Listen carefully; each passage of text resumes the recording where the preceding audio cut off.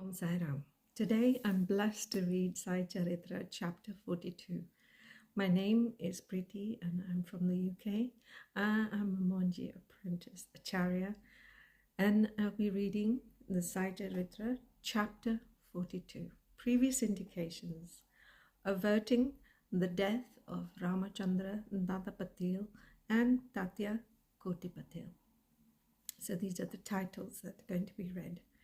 Charity to Lakshmibhai Shinde and the Last Moment. This chapter describes Baba's death. So, preliminary to the stories given in the previous chapter have shown that the light of Guru's grace destroys the fear of our mundane existence, and it opens up the path of salvation and turns our misery into happiness. If we always remember the feet of our Sadguru, our troubles come to an end, death loses its sting, and the misery of this mundane existence is obliterated. Therefore, those who care for their welfare should carefully listen to these stories of Sai Samarth, which will purify their minds.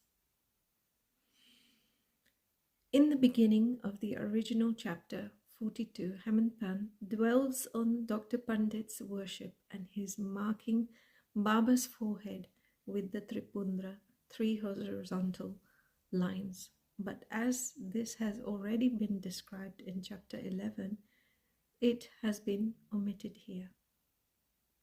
So, previous indication: the readers have till now heard the stories of Baba's life. Let them now hear attentively about Baba's passing. Baba developed a mild fever on the 28th of September 1918. The fever lasted for about 3 days, but after the fever subsided, Baba did not eat at all and thereby grew progressively weaker. On the 17th day, Tuesday, the 15th of October 1918, Baba left his mortal coil at about 2:30. With Professor G. Nag's letter dated 5th of November 1918 to Dada Saheb Karpande, which was published in the Sai Leela magazine. 2 years before this, in 1916, Baba gave an indication of his passing away, but nobody understood it then. It was as follows. On the day of Dasera, Baba went into a wild rage in the evening when people were returning from the Simulyan Lan Han, the ceremony of crossing the border of the village. He took off his headdress, kafni, and langota, tore them up and threw them in the dhuni before him. Fed by this offering, the fire in the dhuni began to burn brighter, and Baba shone even brighter. He stood there stark naked and with his eyes burning red, shouted, "You fellows now have a look and decide whether I am a Muslim or a Hindu." Everybody was trembling with fear and none dared to approach Baba. After some time, Bhagoji Shinde, the leper devotee, approached him boldly and succeeded in tying a langota, a waistband, around his waist and said, "Baba, what is all this?" Today is the Simulan Langan. Baba, striking the ground with his satka, said, "This is my Simulan crossing the border." Baba's anger did not cool down until about 11 p.m. and people doubted whether the Chavadi procession would ever take place that night. After an hour, Baba resumed his normal condition and, dressing himself as usual, attended the Chowdi procession, which was described previously. Through this incident, Baba gave a suggestion that Dasera was the proper time for him to cross the border of life, but no one understood its meaning. Baba also gave another indication, which was as follows: averting the death of Ramachandra Dada and Tatya Patil. Sometime after this, Ramachandra Dada became seriously ill and suffered a lot. He tried all kinds of remedies but was unable to find relief and was waiting for the last moment. One night, Baba suddenly appeared near his pillar. Dada held his feet and said, "I have lost all hope of life. Please tell me when I will die." The merciful Baba said, "Don't be anxious. Your death warrant has been withdrawn and you will soon recover. But I am afraid for Tatya Patil. He will pass away on the Vijayadashmi of Shaka 1840, in brackets 1918 AD. Do not divulge this to anybody, for he will be terribly frightened." Ramachandra Dada recovered, but he felt anxious about Tatya's life, for he knew that Baba's word was unutterable and that Tatya would breathe his last within 2 years. He only shared the secret with Bala Shimpi, a tailor and a devotee of Baba. Only these two persons, Ramachandra Dada and Bala Shimpi, were anxious about Tatya's life. Ramachandra Dada soon left his bed and was back on his feet. Time passed quickly. The month of Bhadrapad of Shaka 1840, 1918 AD, was ending and Ashwin was in sight. True to Baba's words, Tatya fell sick and was bedridden and could not come to receive Baba's darshan. Baba was also down with fever. Tatya had full faith in Baba and Baba in the Lord, who was his protector. Tatya's illness went from bad to worse, and he could not move at all, but he always remembered Baba. Baba's condition also began to grow equally bad. The day predicted Vijayadashmi was impending, and both Ramachandra Dada and Bala Shimpi were terribly frightened about Tatya. Their bodies trembled and perspired with fear. They thought that, as predicted by Baba, Tatya's end was near. Vijayadashmi dawned and Tatya's pulse began to slow, and he was expected to pass away shortly. But a curious thing happened. Tatya remained. His death was averted, and Baba passed away instead. It seemed as if there was an exchange. People said that Baba gave up his life for Tatya. Why did he do so?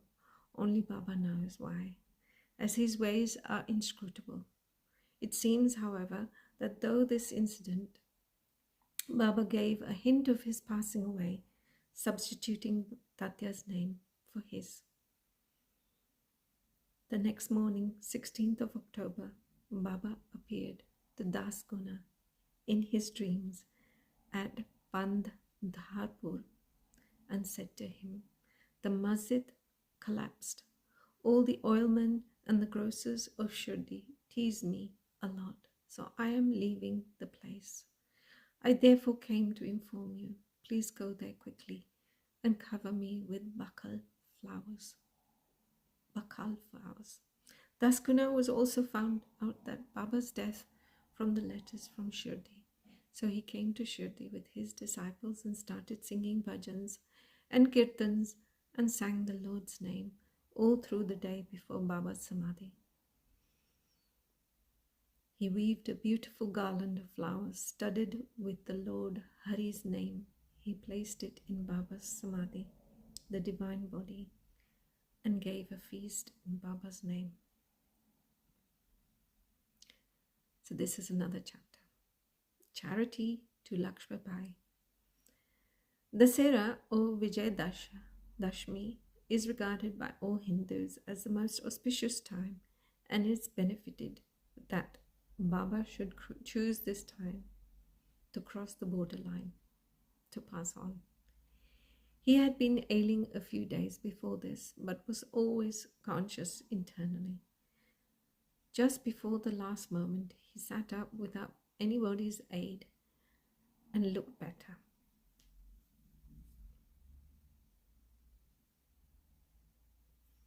He knew that he was to pass away soon, and therefore he wanted to give some money as charity to Lakshmibai Shinde. Lakshmibai Shinde was a good and well-to-do woman. She worked in the masjid day and night, except Bhagat Malsapati, Tatya and Lakshmibai. No one was allowed to step into the masjid at night. Once, while Baba was sitting in the masjid with Tatya in the evening, Lakshmibai came and bowed to Baba and later said to her, "Oh, Lakshmi, I am very hungry." Off she went, saying, "Baba, please wait a bit. I shall return immediately with bread." She returned with bread and placed the same before Baba. He took it and gave it to a dog. Lakshmibai then asked, "What is this, Baba?" "I ran in haste, prepared the bread with my own hands for you, and you threw it to a dog without eating a morsel of it. You troubled me unnecessarily." Baba replied, "Why do you grieve for nothing? The appeasement of the dog's hunger is the same as mine. The dog has got a soul, and though creatures may be different, the hunger of every creature is the same. Be certain that he who feeds the hungry really serves me with food. Regard this as an axiomatic truth.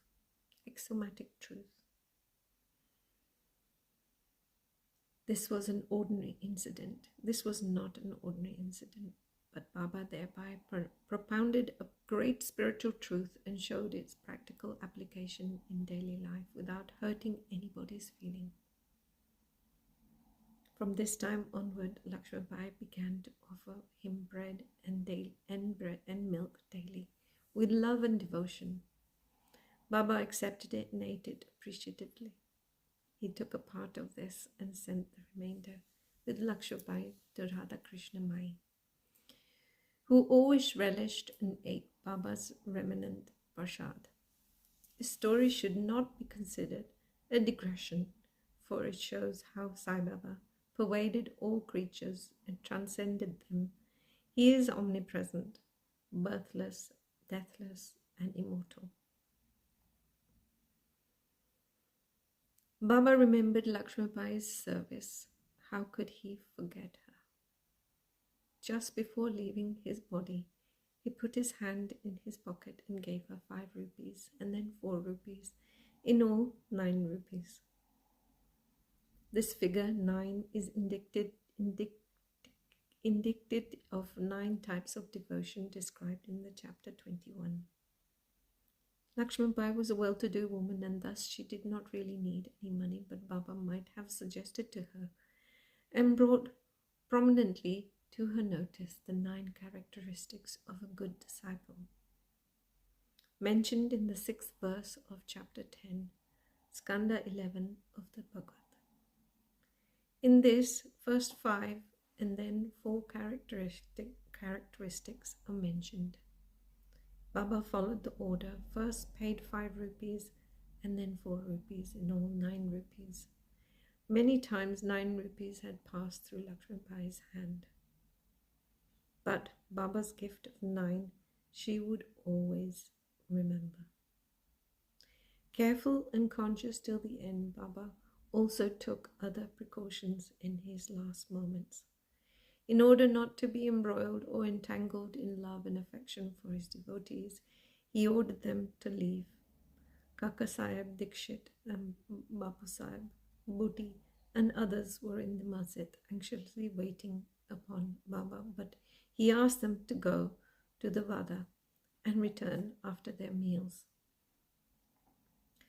They could not leave Baba's presence, nor could they disobey him.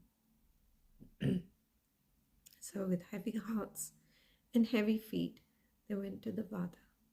They knew that Baba's case was very serious, and they could not help but think about him. They sat for meals, but their minds were elsewhere. They were with Baba. Before they finished, news came to them of Baba's leaving the mortal coil. Leaving their dishes, they ran to the masjid and found that Baba finally rested on Bayaji's lap. He had not fallen down on the ground, nor did he lie on his bed, but sitting quietly on his seat and doing charity with his own hands, threw off the mortal coil. Saints embody themselves and come into this world with a definite mission, and after that is fulfilled, they pass away as quietly and easily as they came. Bow to Sri Sai. Peace be to all. Thank you. Have a wonderful day.